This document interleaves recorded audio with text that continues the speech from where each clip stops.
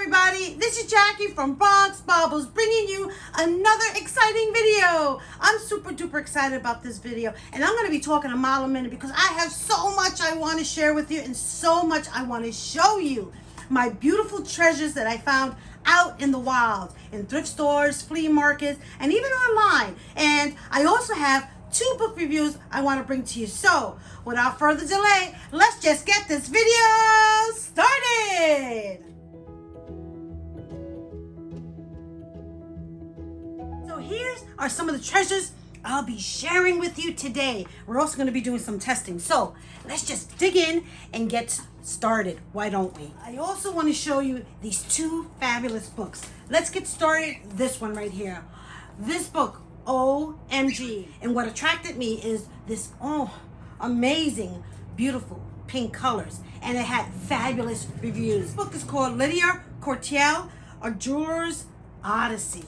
And I can't even believe it, but this book is full of magnificent jewelry. She has a very fantastical point of view on jewelry, and a lot of her stuff is super duper unique and highly collectible. And a lot of the superstars are wearing them on the red carpet, the Oscars, the Met Gala, and such. She has influences from ethnic places, such as this one, the Day of the Dead from Mexico, and the stones she used. But because of her love of gems, she's a collector of these beautiful, rare, amazing gems. She's able to put together gems for incredible jewelry. Her jewelry it's almost like fantastical, fairy-like. The way she puts in her color combinations, the pinks and the turquoise and the blues and the yellows and greens. And she has this way of putting her jewelry together that's almost a little bit anime, if I would say. Her jewelry is incredibly expensive. She has a shop in Paris, and her jewelry goes for tens and including hundreds of thousands of dollars. So her jewelry is not for the faint of heart. If you're a lover of jewelry that's whimsical, fantastical, and a little over the top and out there, and you got that money, then this is the jewelry for you. She travels all around the world, and she puts these jewelry together different than what other people put together. And that is why I love this book. The overall presentation in this book is over the top. It's incredible. It's nothing that you've ever seen before. And so if you like jewelry that's out there, that's in fantasy land, almost like Alice in Wonderland like, mixed with the Maharaja, mixed a little bit with Day of the Dead, then you're going to be a lover of Lydia Cortiel's jewelry. But if you're interested in this type of jewelry and you want to add this book to your collection, I say thumbs up, go for it. It's definitely different than anybody has ever seen and done before. And I also want to show you this book. This book is called The Arts in Latin America, 1492 to 1820. And this book was gifted to me by one of my subscribers, and I just love her for that. I was super duper shocked, pleased, and tickled that she actually sent this heavy and quite expensive book. So thank you, mi amor. This is from Patty. One of the fabulous things about books like this is I consider myself a jewelry historian. And because of that, I like to study jewelry in its context. And so there's a whole genre of Latin American jewelry that, unless you know the history and the stories behind the countries and the influences and the things that were going on during that period of time, it gives you a glimpse of an insight into the art of jewelry making. So an example of that would be in the wartime. All the materials that were made for the military, they took away metals from the public. And so jewelry makers had to be ingenious about it. And what they did was they started using plastics and leather and cork and these materials that weren't rationed. And they created jewelry out of that. And so it's important to know that history in that point in time to understand why jewelry was made the way it was made. Complete, utter capture of everything going on in Latin America during this time frame. So if you are an art historian or a furniture person, a jewelry, a painter, a book like this is it's vital to understand jewelry in history and its context. And it gives you a complete history of Latin America. And it's a fabulous book and it's an amazing gift. And thank you, mi amor. Thank you so much. So now let's get on with the jewelry. This piece was not found at the thrift store. This piece I actually bought online, and it's from Earthswalder.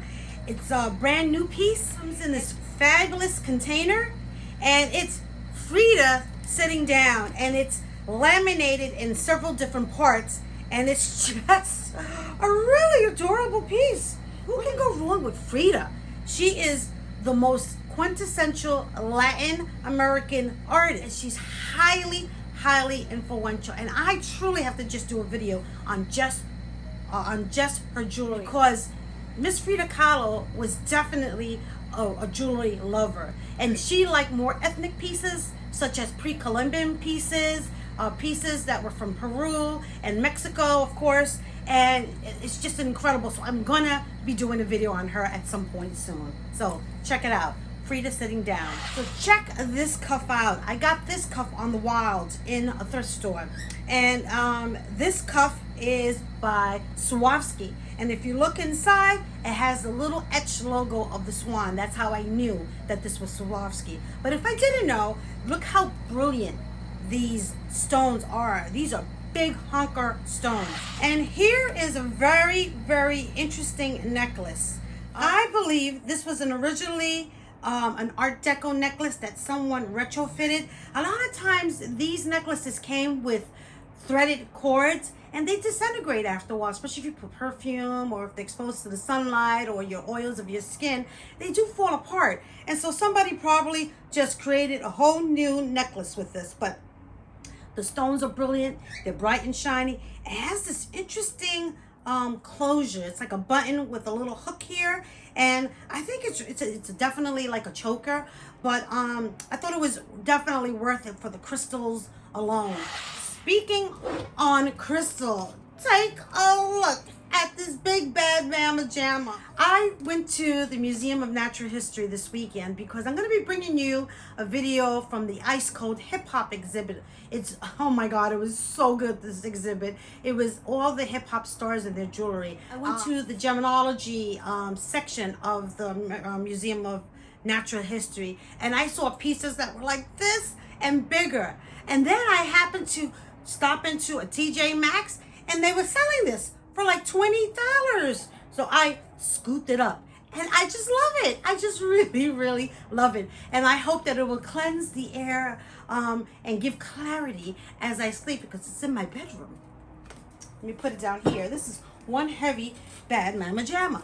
Love it. I also found these lovely world peace earrings from Kenneth J. Lane. Beautiful diamond studs covered in 18 karat gold.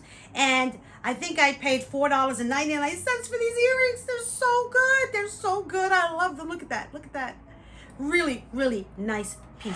Then I found this necklace, and I found it at the flea market in New York City. And I thought it was really interesting because I swore that those look like raw rock gems. What I think this is a tennis necklace made with 18 karat gold over perhaps brass. And I really do think that these are genuine gems. So what I did was I took a blue light to it. And can you guys see what that looks like? Yes, it's glowing. I'm hoping that these are raw rubies or whatever it is. It's a stone that glows in the dark, and it's lovely. So here is another piece that I found in the wild. I think I paid like $2.99 for this necklace. It is not marked, but it looks like there's remnants of different pieces that were put together almost like a charm necklace. And I have what looks like a little bit of a surfboard here. But I just thought it was really, really interesting. I don't know what material it is. I think I see some metal here, some pieces of wood here, and pieces of wood here. And then these dangling pieces that I'm not sure what they are. At one point I thought they were takua seeds that were cut up and dyed, but after further inspection, it doesn't look like that at all. So they possibly could be resin, or the way they clang together, the sound that it makes, I'm thinking, could this be bakelite? So you and I, let's do this together. It's pretty well known out there that if you use semi-chrome and it turns yellow, then it is bakelite. So let's put a little bit of semi-chrome. Let's just put a little bit. And it's a little sloppy right now. I'll clean that up in a minute. Let's take one of these and see if it turns like a tobacco yellow. And if it does, it's bakelite. And as I'm doing this, unfortunately, it's not. This is not bakelite. So since I ran this test and I know that it's not bakelite, I think this is a resin charm necklace, and it's just as beautiful as if it was bakelite. So here I have these beautiful Art Deco brooches. I have to say that in the 80s, the late 80s and into the 1990s, I was a little obsessed with these pieces. This one happens to be Catherine Popesco, and this one I think is a reproduction. And I think this might be an original from France. And what this is Art Deco style pieces. This here happens to be brooches that were covered in sterling silver. And inside are these magnificent Swarovski crystals. This crystal here is just clear crystal. And this one here has an AB Aurora Borealis design to it. And so one of the things I wanted to share with you, if you looked at one of my other videos on Aurora Borealis, is that that technique was discovered in 1945 by Swarovski. So that alone will tell you that this is not a genuine Art Deco piece. It had to be from at least 1945. And then Catherine Popesco started her company in 1970. And so that gives you the time frame. I'm thinking these are from the 80s and into the 90s. And I have a huge collection, maybe about 15 of these brooches. And I happen to find 3 out in the wild for affordable prices.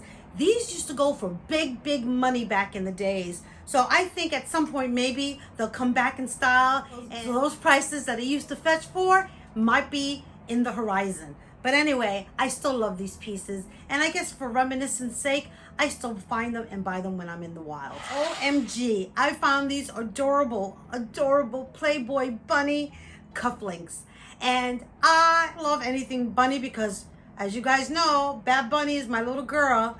And so when I saw this, I sort of thought about her, even though I know she's a bunny and I understand Playboy bunny has a totally different connotation.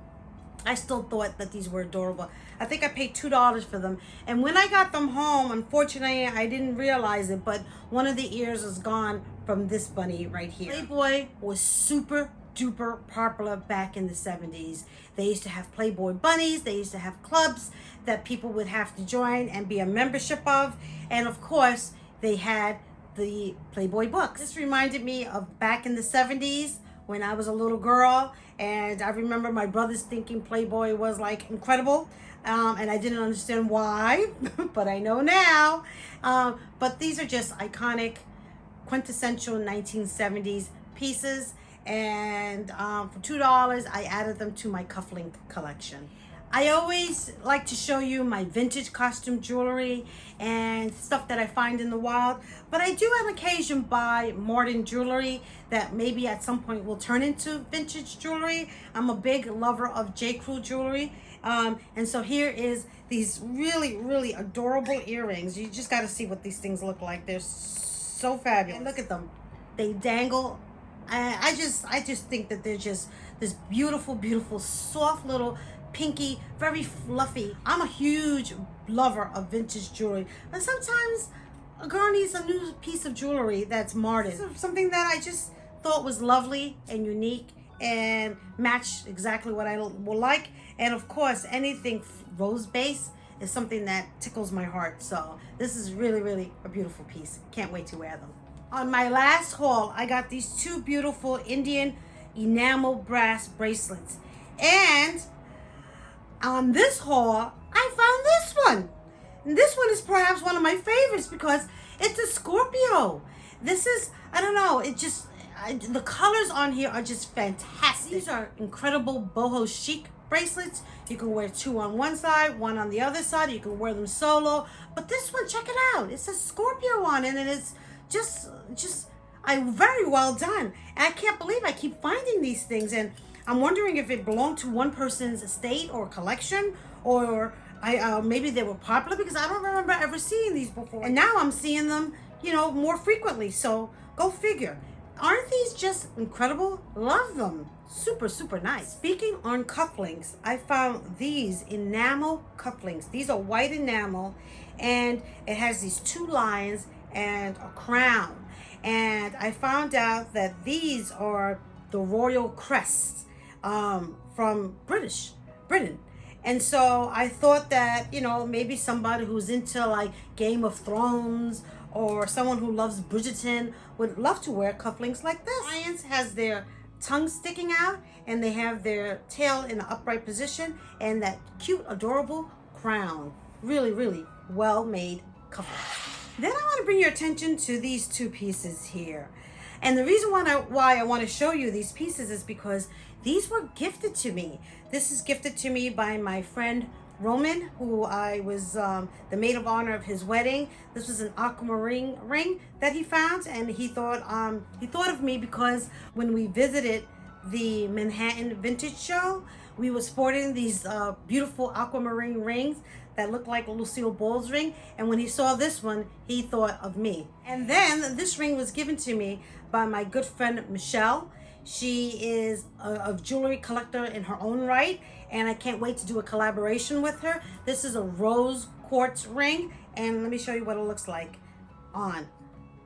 And rose quartz attracts love, and I'm at a point in my life where I'm starting to think about possibly putting myself out there. So a ring like this would help me attract love into my life. And I love it most of all because a good friend gave it to me. So, I'm very blessed to have wonderful people in my life who are very, very generous. And speaking of generosity, I promise you at my next video, I will announce who the winners of my contest is. And since you guys were so patient with me, I'm gonna add a third person. So 3 people are gonna win prize instead of 2. Another incredible rare designer find. This here is a zebra brooch, and it's made by Christian Dior. This brooch, I uppaid for it because when I looked on the Google, when I Google lensed it at the thrift store, I saw there was one comp for $350 and another comp for $550. And so I paid $50 for this, which is quite a bit of money for me for a small little brooch like this. But I think it's worth it because if I were to turn around and sell it, I would be able to make my money back and then some. Christian Dior rare zebra brooch with crystals on its mane, and it's really, really a super piece. So I'm really happy to have it as part of my collection. I'm really super excited about this next grouping of jewelry because this is from my girl, Joan Rivers. She is a quintessential jewelry designer, collector, and aficionado. And so I found these 2 fabulous pieces, and I'm really, really tickled to put them in my collection. Let's start with this little Scotty dog. Guess what? I realized on the tag it says JR, and those happen to be my initials. So that's an extra plus there.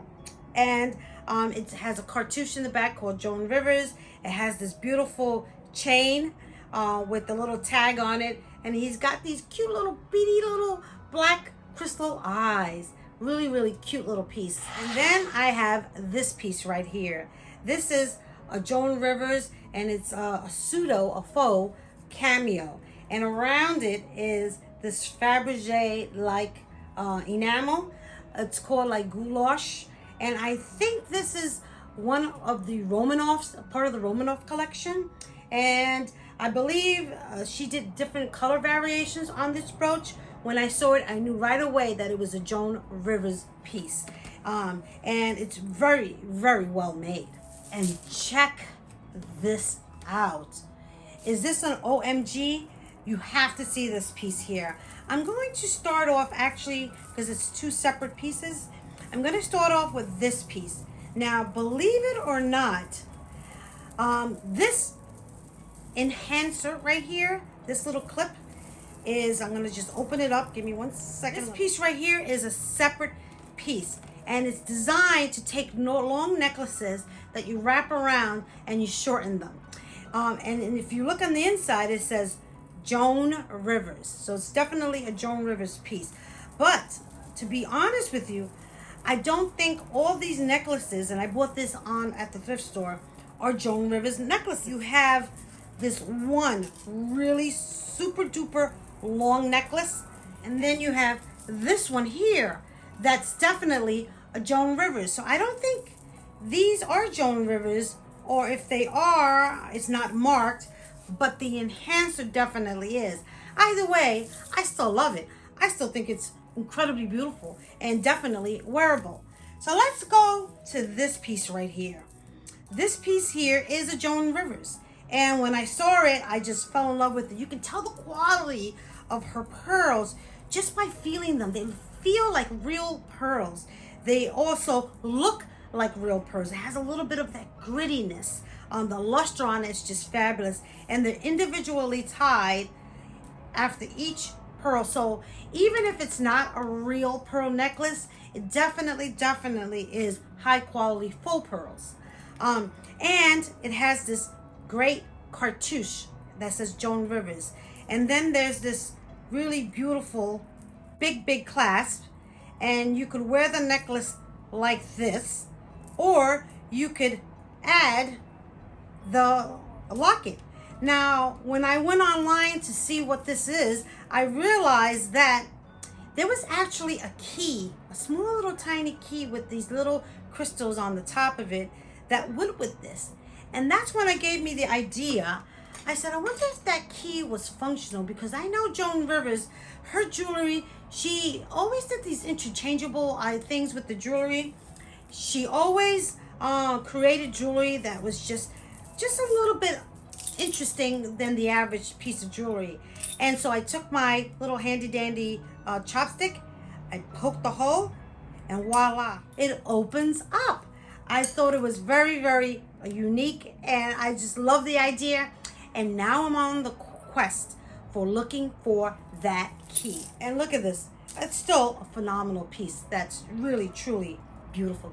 It's just, I just love Joan Rivers jewelry. And then I want to bring your attention to these these really adorable little statuettes, and they kind of look like little pieces of jewels. I went to the art show, and it was at the Museum of New York Society, and I guess I got influenced by it, because when I saw this piece, and this is the first one that I saw, I was like, wow, this looks like an object d'art. When you look underneath, it says the Autumn Palace Boutique, House of Igor Carl Fabergé, and it's from 1987, the Franklin Mint. And I remember Franklin Mint having all those collectible plates and stuff like that. But I always thought it was chintzy and cheesy, but guess what? You know, I love this. I had to have it. I really truly had to have it. Then I went down the aisle and I found another one. And this one, look at how cute this is. The colors on this is just fabulous. This says the Summer Garden Boutique, House of Igor Fabergé, 1987. And then I went further down the aisle and I found number 3. Look how cute this is. Really cute. This one says the Imperial Palace Bouquet, 1986. So I have 3 objects d'art that put together really has a cute, adorable look to it. So my friends, that's all I got for you. I hope that you enjoy watching this haul. As I said, I'm going to be announcing the winners in my next video. I hope you enjoyed, taking a look at a different area of my apartment in New York City. And I'm going to be taking you for a little bit of a journey with me to New York City to see the Ice Cold Hip Hop exhibit. And I hope that if you like my content, that you'll be inclined to subscribe and let me know which of these pieces is your favorite. You guys are awesome about that. If you want to send me an email, send it to JackieBronxBaubles@gmail.com. I love you. Con mucho amor. Ciao. My favorite piece was the Joan Rivers pearl necklace. Super gorgeous. And always remember, wear your beautiful vintage jewelry in good health. Ciao.